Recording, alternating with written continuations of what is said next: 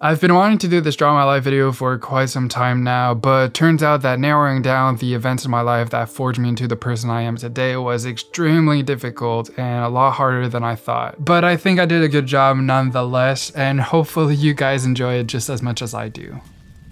My story begins on January 24th, 1994 in a small town of Canada called Saint-Jean-sur-Richelieu, where I was born the middle child of 3 boys. Every year on my birthday, I'd hide in hopes that people wouldn't find me to celebrate. I thought that if I wasn't there to party, somehow my birthday wouldn't happen and I wouldn't grow older. I didn't want to grow up. I loved being a kid. All I wanted to do was build forts in my backyard and create projects. I'd find myself taking apart all the electronics, trying to figure out how they worked and attempt to repurpose them into my own inventions. I even made a complete video gaming system out of cereal boxes. My parents didn't like the idea of having actual video games in the house, and so they had us try a bunch of activities instead. Most of which I hated, by the way, except for soccer. I loved soccer. My friends and I would always team up together during recess, which created a lot of conflict because we'd be way too good for the competition. So this one day, our teachers got us all in one class and chose 2 leaders, one of my best friends and this kid called Anthony. Now, I didn't really know anything about Anthony other than the fact that when we were in kindergarten, he invited me to his house for a play date, and when I showed up, well, no one was home. So obviously Anthony had to ruin it again by choosing me first while all my other friends were in the other team. The worst part of it all was that Anthony never even showed up for soccer. Now, I quickly learned that Anthony had required assistance from the children's hospital ever since he was born, which caused him to often miss out on school, sometimes weeks at the time. I'd frequently visit him at the hospital as moral support, and witnessing all these hospitalized kids made me realize how privileged I was for growing up healthy. I'd often catch myself judging people before getting to know them. For example, when I first met my grade 6 teacher, he looked ever so boring, but he actually ended up being one of the best teachers I ever had. He'd bring power tools in class and had us working on a bunch of projects. Every time we had an assignment, I'd get it done as fast as possible to spend as much time as I could working on a project. I was obsessed. He also gave us a movie assignment. I'd always dreamt of making movies. Every time we'd go to the store, I'd run up to the toy section where the camcorders were and just stare at them the entire time, fantasizing about all the things I could create. So when my teacher announced the project, I managed to convince my dad to let me use the family's camera on which I could use the last 10 minutes of the film tape. I ended up receiving an Oscar for my acting, so that's pretty cool. Now, despite being an award-winning artist, I never really was all that lucky with girls. So one day, in an attempt to elevate our dating game, Anthony and I thought it'd be a good idea to perhaps become pro skaters. And before we knew it, we were filming our very first Sponsor Me tape. We edited the whole thing on Microsoft PowerPoint, we had cool transitions, effects, and we even added music in the background that would automatically start playing at the beginning of the slideshow. Once that bad boy was done and saved, we wanted to upload it to this new little website called YouTube. After attempting a few times, we realized that slideshows were potentially not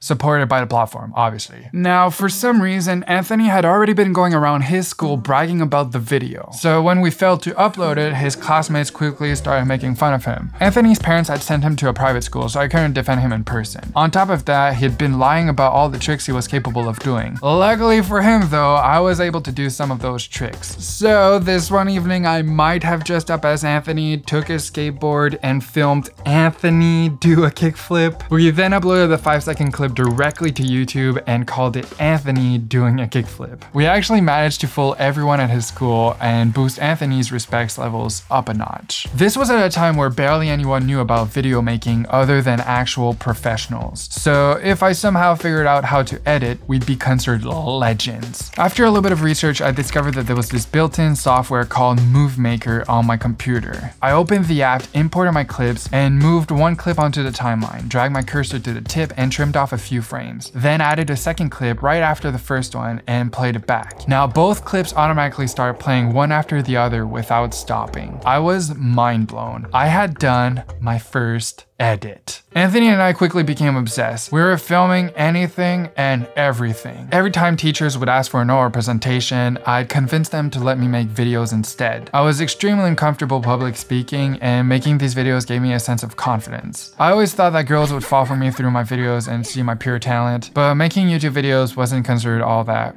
cool. Or at least I wasn't. Puberty hit me hard. My entire face covered with acne, which brought my confidence levels to an all-time low. And I grew nearly 8 inches in the span of 2 months, which caused my knee joints to stretch out and constantly hurt. I became so physically weak that I ranked nearly last out of my entire class during a strength test. I'd always been a top athlete, so this was a hard pill to swallow. Instead of blaming it on my knees, I decided to get back up and start weightlifting at the gym. I told myself that I'd become as strong as possible without using any sort of supplements or pre-workouts. I liked the idea that I didn't have to rely on people or anything else but my hard work to get results. I'd be going every day. I was hooked. It got to a point where I was going twice a day. The more people call me insane, the more I'd push my limits. By my last year of secondary, I was a completely new guy, and I had a beard.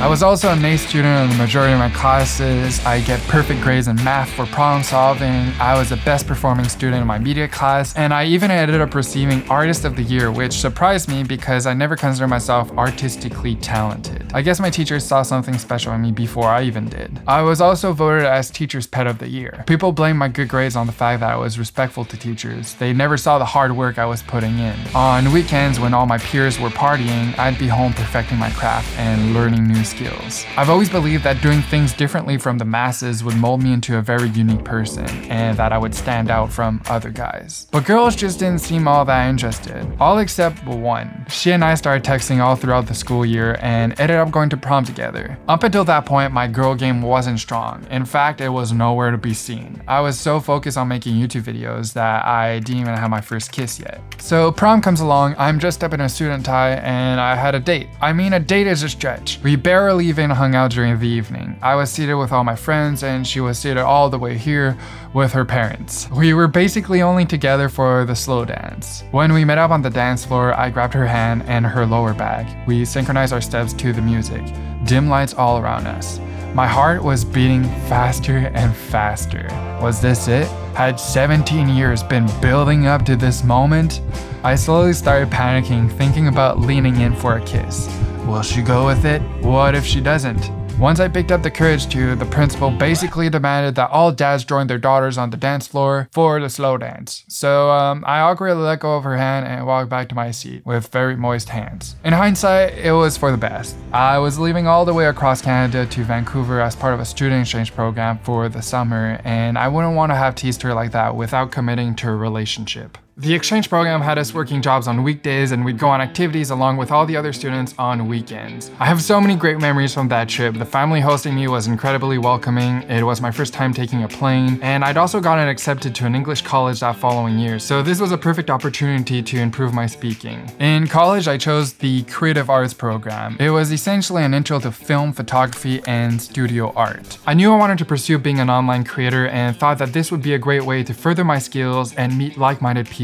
During my first photography class, we were placed in groups of 4 where we all took turns introducing ourselves. This one guy mentioned about working as a YouTuber. His name was Jeffrey. It was my first time hearing anyone else talk about YouTube with the same kind of passion and knowledge about the platform as I did. Jeff didn't know yet, but I was gonna make him my best friend. Eventually, I convinced him to enter a national online contest with me. I'd been entering online contests for years at that point, but never won. This time around, it was a photo contest. The winner of each of the 2 categories would receive a final prize of $1,000 and an oil painting of their entry picture. In between classes, we'd brainstorm ideas, take a bunch of photos, and I'd spend all my free time editing the pictures to perfection. A few weeks went by without getting any news from the contest, until one morning during our film class, Jeff and I both received a phone call announcing that we'd won in each of our categories. I couldn't believe it. My gut feeling was right. We did make a good team. With the money, I bought my very first DSLR camera from a colleague, and from that point on, it was go time. Jeff and I entered every online contest that came our way. We'd be winning every single one back to back. We had cracked the system. We knew exactly what to create in order to win the judges over. The rush we'd get from winning was like no other. It pushed us to do more and more. We were like hitmen. We were unstoppable. Eventually, Jeff and I convinced 2 of our classmates to join us in a YouTube competition that aimed to find the next internet icons. The show was held in Los Angeles, which meant that I had to miss out on 2 weeks of my last semester in college. I was basically sacrificing sacrificing my whole college diploma for this, but I knew we had a real shot. Every day leading up to the trip, we were sharing our excitement with everyone around us and convincing them that we were going to become internet celebrities. All these years of hard work were finally going to pay off. Once we got in front of the judges and showed our entry video, we ended up getting mostly negative comments, and we were asked to head out of the studios. It wasn't until we got back to the hotel that I locked myself up in the bathroom and cried for 2 straight hours.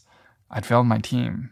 Getting rejected like that was a huge reality check. I was so caught up in making content for the validation of others that I completely neglected what made YouTube so appealing in the first place. YouTube has always been about broadcasting yourself, and even though I'd been making YouTube videos for several years, the idea of being the main subject of each of my videos as a personality was petrifying. But I had a feeling that turning the camera towards me as a person was the right move. So the day after I graduated, I started this YouTube channel. I did what any other vlogger was doing at the time, but quickly felt like I had more to offer. There were so many projects that I attempted as a kid that I never managed to achieve and thought that they would make for interesting stories to capture. A year into it, I felt ready to attempt a project that I'd been trying ever since I was 8 years old, a giant snowman. Now, the weather constantly fluctuates from hot to cold all throughout winter, which makes it difficult to build anything big scale. And this winter was no exception. Just as I was about done with the sculpting, it got really warm and liters of water started pouring out of my snowman. Hundreds of hours of hard work melting right in front of my eyes.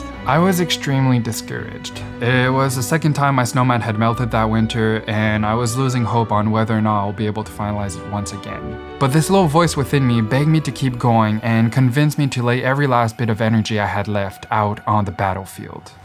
So I spent all day repatching the snowman, one bucket at a time. It was basically on life support for 10 straight hours. I was at war with Mother Nature. Giving up was not an option.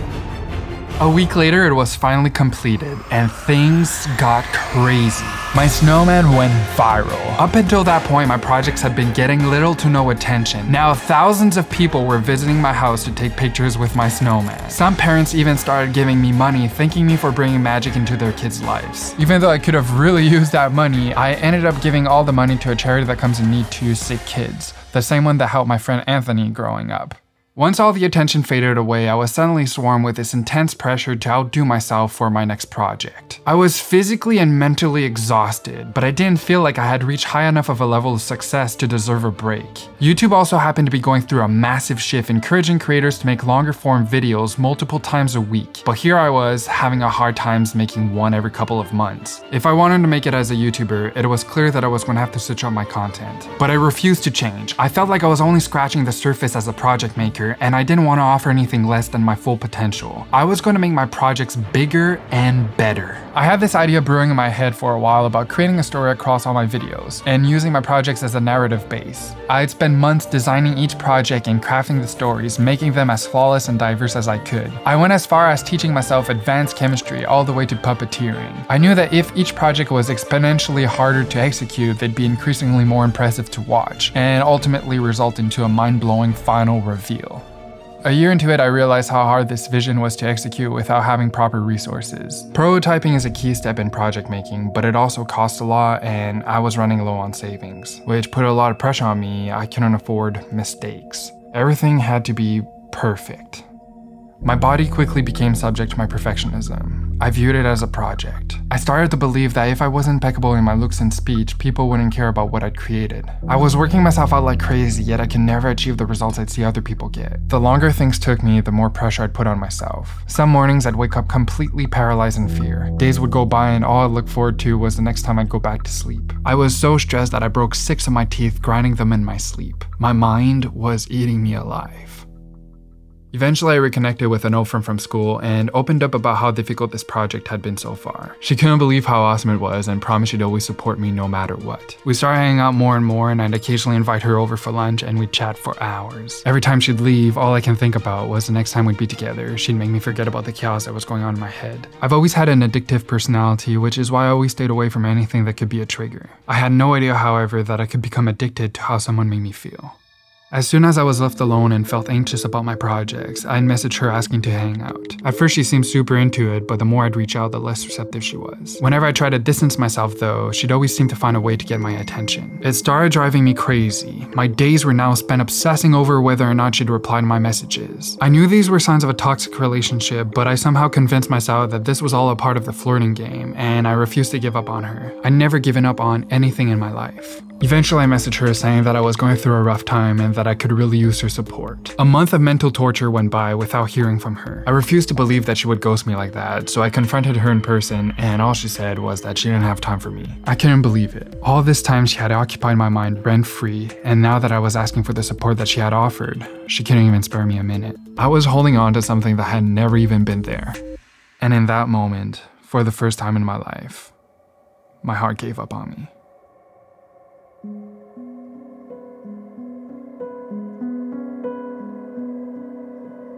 In these moments, your mind can easily self-sabotage itself. A lot of people turn to substances to numb the pain, but I wanted to feel and understand all of it. Reality was that I was a full-grown man, still living with my parents. I didn't have a proper job. I'd spent the last 12 years developing my craft, but yet I still couldn't live off of my art. I never had a girlfriend, nor even had my first kiss. I'd become terrified to do the only thing that I knew how to do, to create. No matter how hard I worked, I never felt like I was good enough. Socially, I felt like the biggest loser of them all, a worthless piece of society. A few weeks later, I get a phone call. My parents had gotten into a car accident. My mom quickly reassured me that both of them were safe, but they were under quite a shock. I was so emotionally exhausted that I didn't even react. If the thought of losing my own parents didn't faze me, I knew something was wrong and that I'd have to pick myself up again and understand how I got to this point. Turns out, being at my rock bottom was exactly what I needed. It made me see how deep I've dug my hole and how high I've built the walls around me. I was so focused on becoming the best creator that I could that I had tunnel vision on my life and I forgot to balance it properly. The solution was clear to me. I'd have to step away from this ultimate project in order to fully heal. Amidst my mental welfare, I built and shared one last project video to this channel before leaving called Memory Goggles. The goggles were a tribute to my childhood and represented the end of a chapter in my life, and I was signing off. I was ready to start something fresh, something with no precedent. I wanted to break the mental cycle that I had roped myself into. Around that same time, my friend Helen moved from LA to Montreal with her husband for a few years, and after hanging out with her a couple times, I realized how much of a character she was and that she'd be perfect on YouTube if only someone pointed a camera at her. So naturally, we started a channel together. We were posting new videos every week. I'd have to prototype projects, purchase all the props, film, and edit. Working with a creative partner was definitely a huge challenge though. I was so used to tackling my projects alone and not having to explain my ideas. I felt like I was constantly walking on eggshells, navigating our conversations as business partners without affecting the friendship. A year into it, I was completely burnt out. We'd made over 75 videos and our numbers still weren't promising. I was starting to lose motivation and hope. But out of nowhere, a huge channel came across our videos and invited us to fly down to Texas to build them projects for a collaboration. They'd seen some of our work and were really impressed. I was so happy I could finally share my excitement about YouTube with other creators from the platform. I'd waited 12 years for my shot at YouTube, and I wasn't going to let this one slip away from me. I didn't sleep on that last night in order to accomplish everything that I promised in time. I gave it everything I had, all the way to the last second. Unfortunately, once came time for them to film the reveal, the wind knocked down our projects and destroyed them. We never got to officially share any of it. Despite it flopping, when I got back from the trip, I realized how much I'd missed giving it my all to a project bigger than me. I couldn't stop thinking about that week in Texas and how fulfilled I felt. It was a level of satisfaction that I had a hard time reaching with the projects I was doing with Helen. I didn't want to give up on her though, but I realized that my stubbornness is what made me so unhappy in the past. There's a big difference between being stubborn and perseverant. Perseverance comes from the heart, and my heart was no longer into this channel. It was yet time for me to start a new adventure. I still feel insecure about whether or not I'll be able to create projects for a living. I've been trying so hard for so long, and I don't know how much longer I can go. I find it difficult to inspire and motivate people to pursue their dreams while I'm here struggling to pursue my own. It often feels like I've been digging nowhere all these years for no reason. However, I'm a firm believer that if you can hear that little voice within you, telling you to keep going, and you listen to it, life has a very special way to surprise you. I felt like giving up so many times, but creating projects is the only thing that makes me feel alive. I have so much to give, it's only a matter of time before the world sees it. All my stories led to the next. Being afraid to turn to the next page is okay. Courage doesn't come from being fearless, but from confronting your fears regardless of how scared you are. This was the first few chapters of my whole life story, and I'm excited to live and to turn to the next one.